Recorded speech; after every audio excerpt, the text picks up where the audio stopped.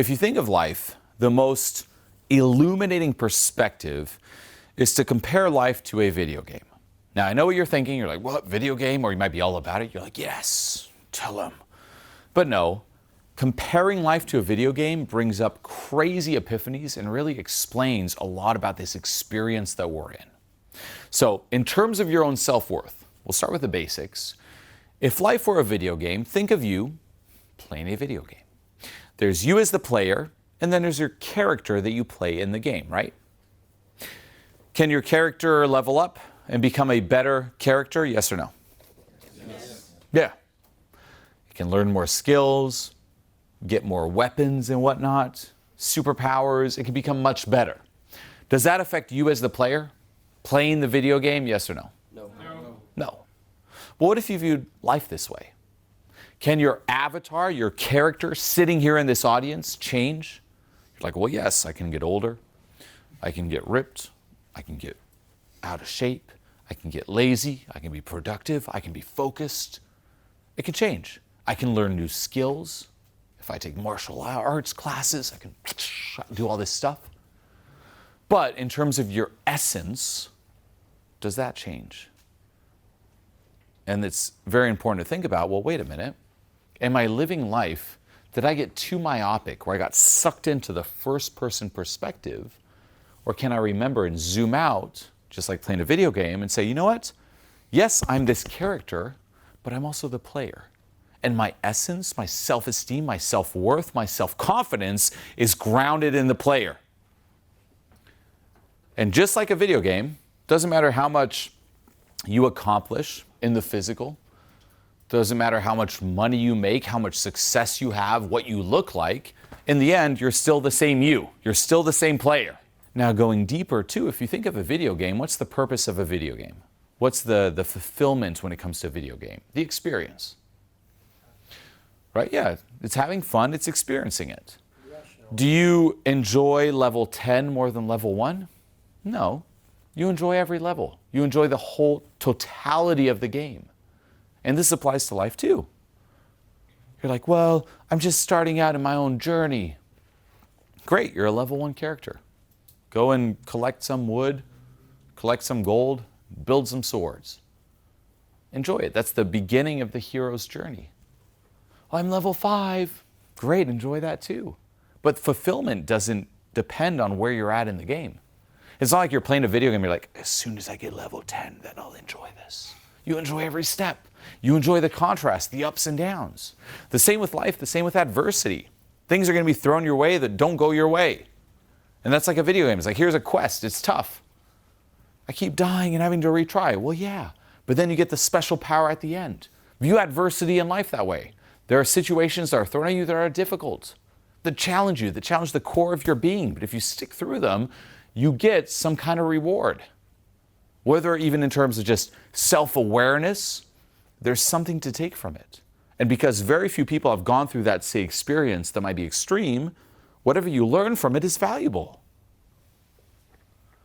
So I keep bringing my perspective back to this. What if life were a video game? Now, linking to your purpose, it means a couple things. It means that if you think of find your purpose, everyone, find your purpose, find what you love. Well, number one, there are two purposes in life. Your primary purpose is to discover what I call your character. Meaning you're playing this video game called life, what character are you? And then your secondary purpose is your quest. So if you play a video game, you might be a knight, right? Say it's like you're scrolling through, it's like option 1, pick a knight. And you have a person with the sword, abilities, swinging a sword. Person number 2 might be a mage, a wizard, learn the potions, blah, blah, blah. All of us have a certain character in this game called life. We have certain unfair advantages. There are certain things that feel effortless, that feel easy, and there are certain things that are harder. For some of you, being creative is easy. For others, not. For some of you, just being very logical, analytical, looking at different numbers is easy. For some of you, not.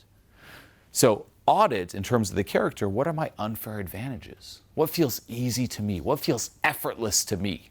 What am I just naturally good at? If you don't know, ask your friends. Getting some external perspective can help tremendously. And then it's looking at your quest. Meaning, there are different quests you can take in life. That's the classic purpose question. What do you want to do?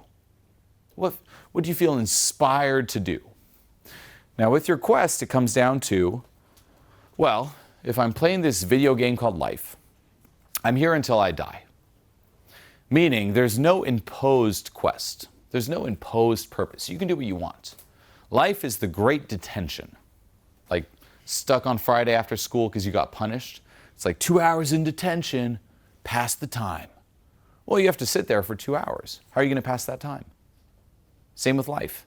You could be 10 out of 10. I am good enough. I'm the player, not the character. Self-esteem. Okay, well, you got X amount of years till you die. What do you want to do? You're stuck here. And then what's interesting is it changes the motivation for your action. Instead of, what can I do to prove and justify my existence? To my parents, to society, to God, to the universe. That's how we act. Did I make enough money? Did I get enough approval? Am I good enough? Do you love me now? Instead of trying to prove yourself, what if you're like, well, I'm here till I die. What would feel good? And you'll notice coming from this place, instead of desperation, but inspiration, what tends to feel good is actually action, producing, giving, being of service. So, question for you in terms of your quest is, what is the action in your life that has felt the best so far? Because when we think purpose, we tend to think consuming. Purpose, traveling feels good.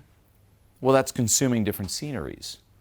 Approval about money, okay, well, cool, but what about you doing and generating, producing, not consuming? What has been your favorite action in life? And you can't say coming. Because everyone's like, well, coming, of course. After that, right? What has it been on the producing side? Maybe you might notice in your life, well, there's not much producing. It's a lot of consuming, in which case you may have to temporarily reduce the consumption and allow yourself to get bored more. Because out of boredom comes inspiration, comes that inspired action. But you have to go through that. Then once you find that, you're like, okay, well, there's a bit more of my quest.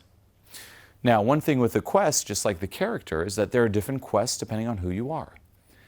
Details of your quest will tell you more about your character, and details of your character will tell you more about your quest. If in your quest on the producing side, as an example, if we link it to a video game, a lot has to do with creating potions, then probably you're like, okay, I'm a wizard, I'm a mage. If a lot of it has to do with fighting, you're like, okay, well, I'm a fighter. Same with, okay, I think my character's a fighter, then you're gonna look for quests that are aligned with that. For myself, as an example, I'm much more on the creative side of things.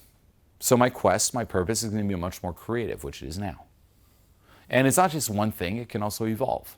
As I mentioned earlier on, I moved to LA to originally do music. Now, what am I doing now? It's very similar to music. This here is the concert. The videos you see online are the recorded songs. The content you see me talk about and tweaking and perfecting is the composing of the songs, so it actually fulfills the same inner needs. But I'm much more on the creative side. A friend of mine, however, is much more on the logical side. And for him, his purpose, he's actually a CPA, he does finances. His purpose is sitting down behind a computer all day and just crunching numbers. And he loves it. Now, what do we think? Oh, crunching numbers? Oh, that's not very... Well, no, for him it is. The only reason you tend to think that purpose is creative is because the only people who talk about your purpose are creative people. Every person on YouTube, as an example, or on a podcast or in a book, they're creative. It's like, your purpose must be creative. It's your gift to the world. You'll never see someone write a book about your purpose is sitting behind an Excel file and calculating and adding numbers together, because they don't talk about it. So our view is very skewed there. For him, that's what just tickles his pickle. It's what he loves. It's what he lives for. So for you, once more, quest and character is, hey, well, what's authentic to me? Your past will give you a lot of details in terms of what you liked, didn't like. But that's really the foundation as well. I'm in this game of life. I'm going to have to return the game at some point. I can't take anything with me. Nothing. To quote The Doors, no one here gets out alive. We all die, no matter how much money you make, how many kids you have, how much approval you get, how much impact you have on the world. In the end, you die. And you have to leave everything behind. You leave the approval, leave the money, leave the impact, leave the legacy. People are like, well, the legacy is what matters. Well, hey, eventually the sun will explode, or who knows what will happen. Your legacy will be forgotten. Nothing matters. You leave your body behind. This is a rental. You go, gone. And that's it. The question for you, though, is say you were to meet the universe or God or the afterlife or whatnot. You're dead now. And it's like, well, how did you play this game called life? Would you be proud of the way you played it? The same as if someone lent you a video game. Here, I'll give you this game for 7 days. In 7 days, I want it back. Go play GTA. You'd be like, 7 days later, did you like it? You're like, I did. I got a lot of money in the game. Did you enjoy it? You're like, no, but I got a lot of money. That's how most people live life. Life is like a video game without the imposed missions. So you finish it all, but you can free roam and run around in this open world. Well, if you run around aimlessly, it's boring after a while. Okay, I could go right, I could go left. So how you make it interesting, you come up with your own missions. Let's see if I can go up this building. And then you go up the building. Why? Just for the fun of it. And by coming up with your own authentic goals, it enhances your experience playing. That's life. Come up with your own fun missions just for the sake of it, for what it does to the journey. Now, one level deeper than this, back to the character in your quest, this also means don't fall for escapism, or more precisely, escapism marketing. Here's the classic one when it comes to your purpose. Escape the 9 to 5. That's a big appeal. Oh, 9 to 5, yeah, 9 to 5. Yet for any of you who are actually entrepreneurs, you know this famous tale where it's like, okay, escape the 9 to 5, sure, pick any 18 hours a day you want to work. Okay, you escape the 9 to 5. Oh, what 18 hours? You can pick 18 hours. You actually work a lot more. So it's actually not about escaping the 9 to 5. The better question is this: what is a 9 to 5 that you would pick so that it doesn't feel like a 9 to 5?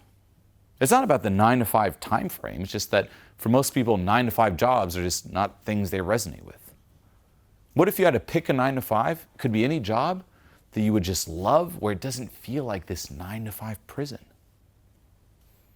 That's the better question. Guess what? I work way more than a 9 to 5, but I love this. If you say, hey, you could do a 9 to 5 doing this, I'd be like, yes, sign me up. Nothing wrong with a 9 to 5. Same with escape having a boss. No boss. That's not true. Everyone has a boss. Instead, once more of escape the 9 to 5, it's, well, how can I design a life situation where I have bosses that I enjoy? Guess what? I have bosses. My clients are my bosses. What if, again, this is a free event, but say this was paid, and what if I didn't show up?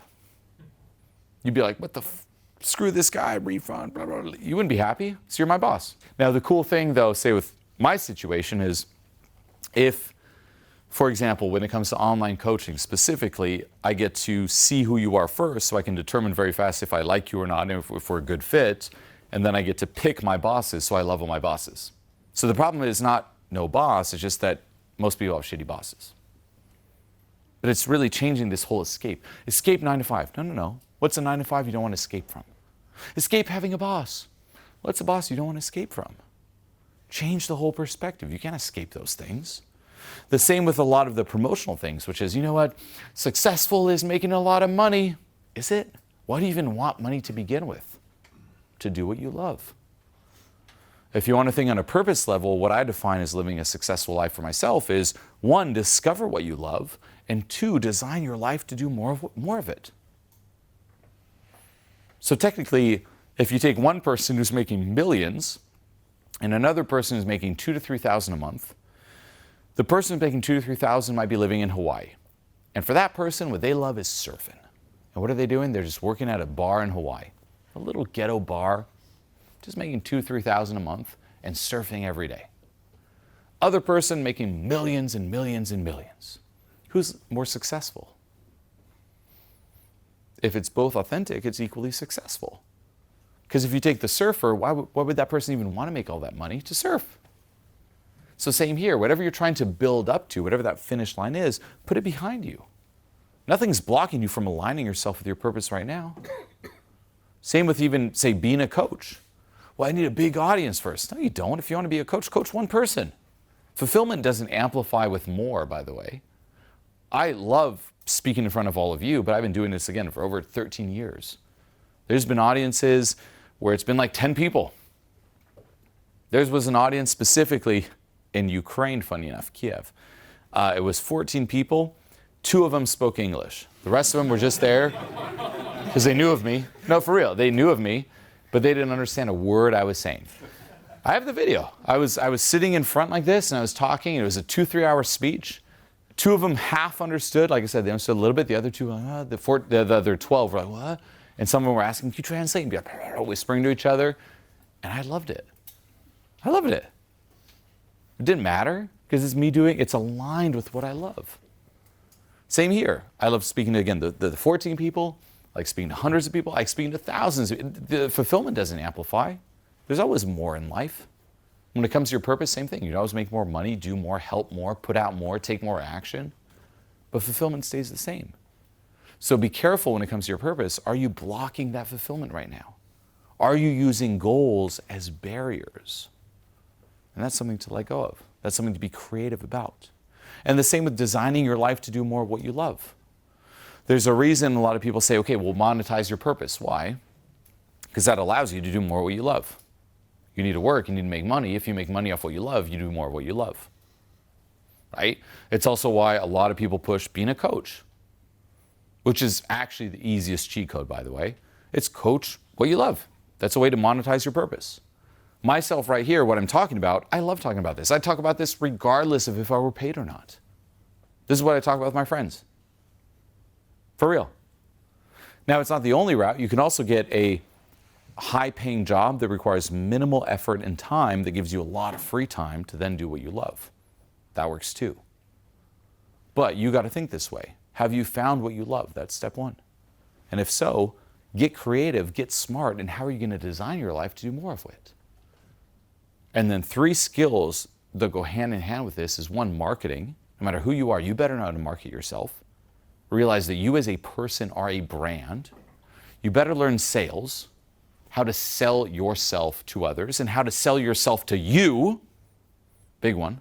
If a lot of you are not motivated, you procrastinate. Oh, I'm going to put it off. Well, you don't know how to sell and market to yourself. Sell yourself on your goals. And then the last one's public speaking. Putting yourself out there, learning how to express yourself, because right now in this age of information, everyone has access to it. Right? If you think of, say, sales in general, most people have access to the exact same sales content. Do this, scarcity, urgency, blah, blah, blah. Well, what differentiates the people that get ahead? The vibe. Not the tips or tricks or technique, but the public speaking, the charisma, the personality. But then even going one layer deeper, sales, the way you think it is, the way you might see a lot of people talk about it on social media, it's like, yes, you got to do this. That's expired. That's stuff that worked 50, 60 years ago. It comes off as sleazy now. If you want to get actually really good at sales, the biggest skills are being very empathetic, understanding, and compassionate. And the more you can actually put yourself in someone else's shoes and not speak at them, but speak into them. This is a nuance, meaning at any point in time, say we're talking. Say we were talking out loud right now, all of you would notice one conversation going. Whatever he's saying, whatever I'm saying, right? But there are actually 3 conversations going. There's what we're saying publicly, then there's what he's saying to himself in his mind, and what I'm saying to myself in my mind. The more I can, from an empathetic standpoint, put myself in his shoes and get in touch with not the conversation we're having out here, but the conversation he's having in here, and speak into that, the more influence you have. So it's all these basic skills, no matter who you are, what you do, you have to learn these. You want to navigate life? Better learn marketing, sales, public speaking. And this just amplifies the foundation, which is discover what you love and design your life to do more of it. But if you aren't proactive at this and you're just approaching life like a leaf in the wind, you're screwed. So for all of you, think about it. What's been my favorite action so far? What were some of my dreams, perhaps as a child, that I've been suppressing and just stuffing down and ignoring? If you were to die a year from now, how would you live your life? If you were to die a week from now, how would you live your life? How are you going to live it so that future you, old you on the deathbed looking back, you're like, yeah, I lived it right. For most people, they can't say that authentically. You see the motivational videos on Instagram with people talking about their number one regret. I wish I would allow myself to be happier, meet more people, put myself out there. And there's a lot of comments like, this is so pure and beautiful. When I view that, I'm like, oh. I'm going to show my kids that when they're older. I'm like, look at that. When you see those videos, assuming it's regrets within your control, that's like the cigarette pack showing you like the cancer photo. It is. It should be a warning sign. It's like, those are people who messed up life. Look at that. They're on their deathbed with regrets. Don't be that. Again, assuming it's within your control. Everyone has regrets without their control. But things like, I wish I would allow myself to take more risks. What? What have you been doing? I wish I would allow myself to be happier. What? Do it. Like they're all these old people dying are giving you the warning. They're shoving the pack of cigarettes in your face. And they're like, look, you're going to die. And we're just like, all is good. No! Take the warning. For real. Then ultimately on a more just macro scale too, if you think of, say, having children, like I said, I have 2 daughters, think of the role model impression that you have on them, right? Like, yes, one perspective, which is true, is be there for them, help them, nurture them, et cetera, but the other one is they should look at you like some superhero. They should be inspired by you. How many people do you know, including yourselves here, look up to your parents and are inspired? You're like, whoa, they're so cool. I wish I was like them. Crickets. Very few. We're like, anything but them. Not that, just not that. Very few people look up to their parents, which is crazy, right? Or you look up to them as, again, counterexamples.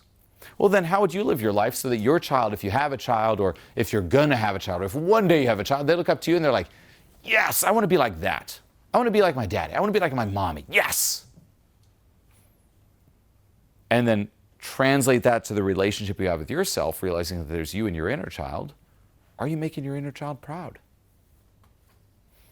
That younger you, from a young age, that dreamt and had big goals, looking at you now, if we were to meet you, like, rewind time. You remember what it's like to dream when you were a kid. If you were to meet this version of you, like, hey, this is how it turned out.